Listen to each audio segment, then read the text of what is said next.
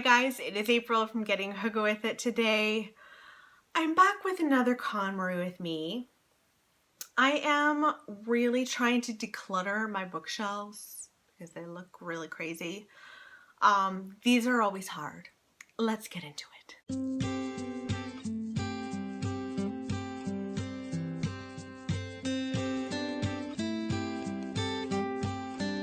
So today I am going through my some of my self-help and some nonfiction. They're like mixed together, and I'm going through them and I'm hoping to declutter. I have 29 books on this shelf, and the whole point of this is to, well, only have books on my shelves that bring me joy. That's the whole Konmari method, so that when I go to my bookshelves I'm excited. And I haven't been excited for a while because they've looked so bad and they're overwhelming. So the rule, I have a couple of rules because otherwise I would just keep everything. The rule is I need to bring my shelves down to 20 books per shelf. So I've got 29 and I have to take off 9 of them. I can take off more. That's actually ideal, is to like really declutter a ton. That doesn't always happen. But yes, so I have to bring it down to 20. I can keep 2 that I'm just not sure about. I can put them on my limbo shelf. Now, if I like get to 22 or 21 and I'm like, oh my gosh, I can't imagine getting rid of these. There's no more room on the limbo shelf. What do? I have to go to my limbo shelf and like make up the difference. So it's not easy. Let's begin. Yeah, some of this should have been on my like biography shelf, like the classic slave narratives. This has quite a selection of slave narratives. I've only read the narrative of the life of Frederick Douglass, and I would really like to read the others. There's the life of Olaudah Equiano, the history of Mary Prince, and incidents in the life of a slave girl. And I really, really do want to read all of these, so I'm keeping this for sure. Here's a self-help, Living a Charmed Life. This is by Victoria Moran, and she writes all sorts of little books like this. And these books really did help me during a kind of, I don't know if I would call it a depression, kind of a depression in my life where this was when I was single and I wasn't finding the love of my life, and I didn't know if I was ever going to find the love of my life. And these books really helped me to enjoy the life that I had. So she has, you know, little chapters. Slow down, admire all your aspects. Like, I know it sounds really cliche, all of these things, but when you put them into practice, it can actually really help. So I can't imagine getting rid of these in my life. These like just make you happy to be living. So I am going to keep this. Next is The Road to Little Dribbling by Bill Bryson. I have never read any Bill Bryson. This is about his exploration of the countryside, essentially. I don't think I'm really interested. I know a lot of people love him, but I just don't really feel like it. Like, I just don't know when I would ever pick this up, and I know I pick up so many other things before I would pick this up, so I'm just going to part with it because I'm sure someone else would really love to read this. Better Than Before is by Gretchen Rubin, and it's about making and breaking habits, and it kind of helps you to make habits based on your own personality. I remember enjoying this book, but I also wasn't, it was nothing insanely new. It does help you create habits based on your personality type, but it really didn't show me anything new, and so I'm going to just let this go. The Mind of the Soul is next by Gary Zukav. He was on Oprah a bunch of times. I really loved The Heart of the Soul. This is The Mind of the Soul, and it's about emotional awareness, essentially. This is about really being aware of your thoughts. I'm tempted to keep this because I got so much out of The Heart of the Soul. I think I'm going to put this on the limbo pile for now and see where it lands. But I do know that I connect with this author, so I'm going to put it on the limbo. Moonwalking with Einstein is about memory. And it's about Joshua 4, who goes to the USA Memory Championships one year, researching an article, and he decides to, I think, compete the next year. And it is about memory training. And I'm curious about this because I don't know if it'll give you little tidbits on how to memorize things. And I could use a little help in that. So I'm going to keep it because it sounds really interesting to me. I Remember Nothing by Nora Ephron. I'm absolutely keeping this. I freaking love Nora Ephron. I will always keep her work. She's hilarious. She was hilarious, and she really connects with women in a way that I appreciate, so I'm keeping her. I'll always keep Nora Ephron stuff. The Zim Zum of Love by Rob and Kristen Bell is about marriage and how to create a marriage that will work and stay strong. And I really enjoyed this. It's a little simplistic and to the point. You know what? I'm not sure if I actually finished this. I think I'm actually going to keep this because they have a marriage. Here they are on the back. They have a marriage that I really respect. And I mean, I'm always hoping to work on my marriage. I have a really great marriage, but there's always room to improve. And so I think I'm going to keep this and give it another go because in case it helps. When Things Fall Apart by Pema Chodron. This is about depression and what you can do when things don't go your way and when things fall apart. I enjoyed this. This felt like it was really hard to apply these things to your life, though. It felt very, I understood it all psychologically, but it was difficult to actually implement into my life. So I'm going to let this go to someone else who might be able to implement these teachings better than I could.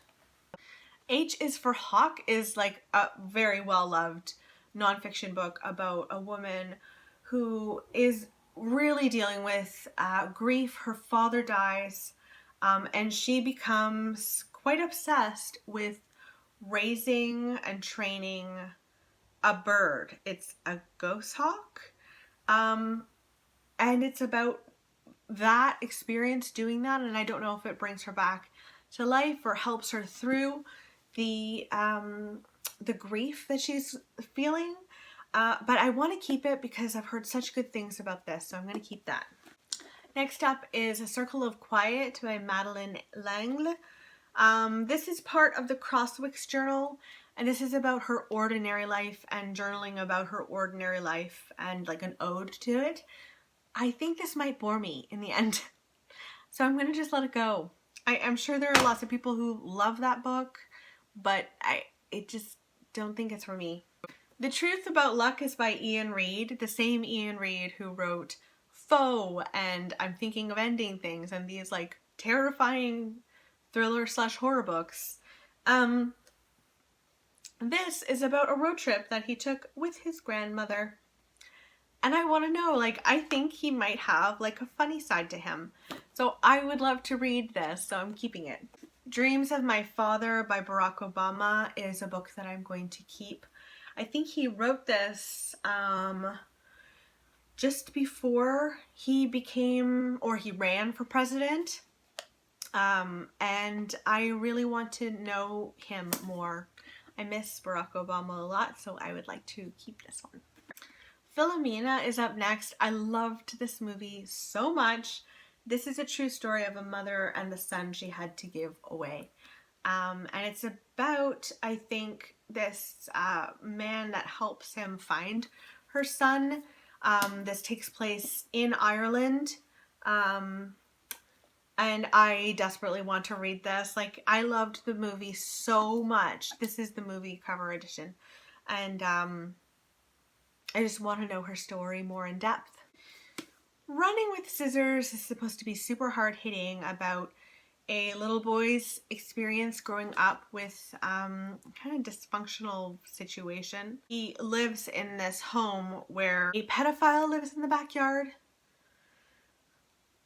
I don't think I actually want to read this. There's something about it that I just don't think I can. So I'm just gonna let it go. Next up is Women, Food, and God. And this is supposed to be about looking at your eating patterns and finding out what's going on behind them. If you're an emotional eater, this is apparently a book for you. I've read this a long time ago and it was fine, but it also didn't change the stuff that went on. And I know that that's because I didn't implement it into my life, but I think I'm actually just going to let this go. I have more books on my shelves like this, but I haven't read those yet. So I'll just leave this one and move on to others that are similar.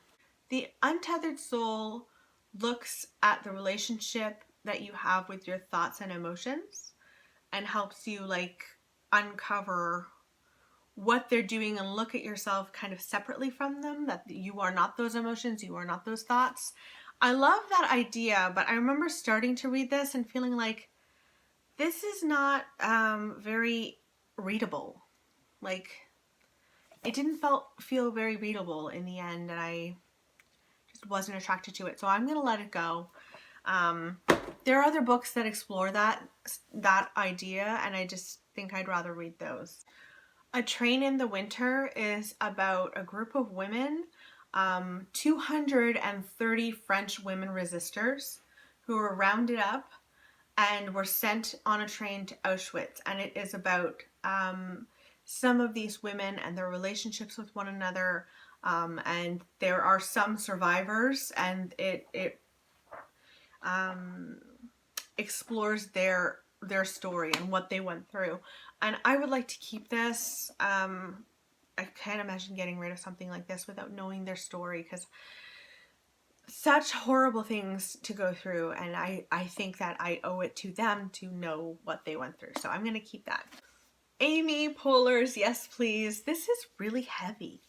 And I realized that it's heavy because it's like full color.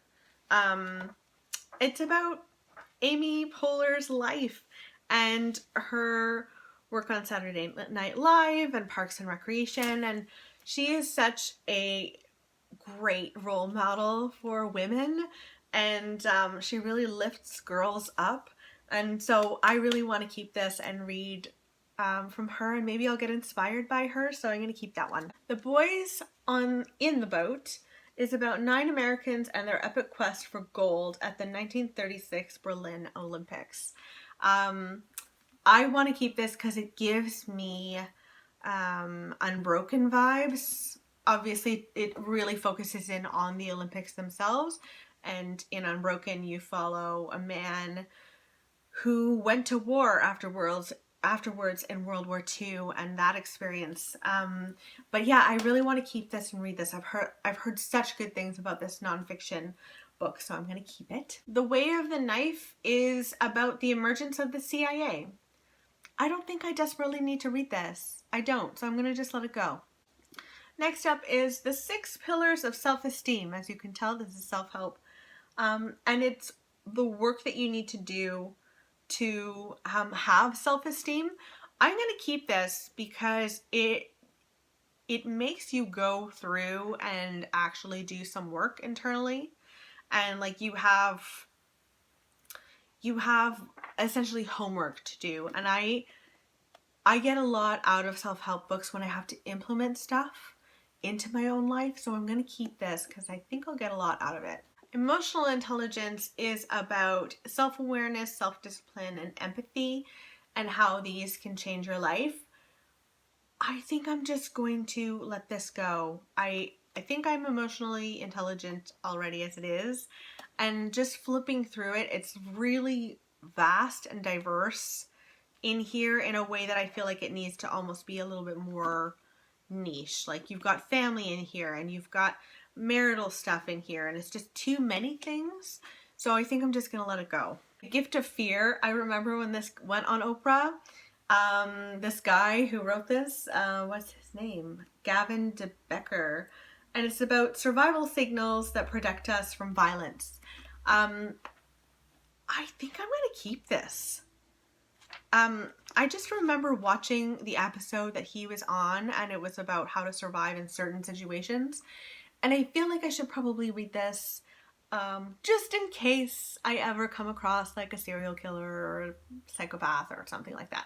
I'm gonna keep it. Good morning, good night is a series of Twitter posts that Lin-Manuel Miranda wrote for like I think a solid year, and he just wrote them on Twitter, and I had planned to read this in the morning and at night, and I never put it on my bedside table, so I think I need to do that soon because it just is so sweet. Like, good morning, give your time, give your heart, give your talent, give someone something new. It feels incredible. And just, I feel like it would start out the day right.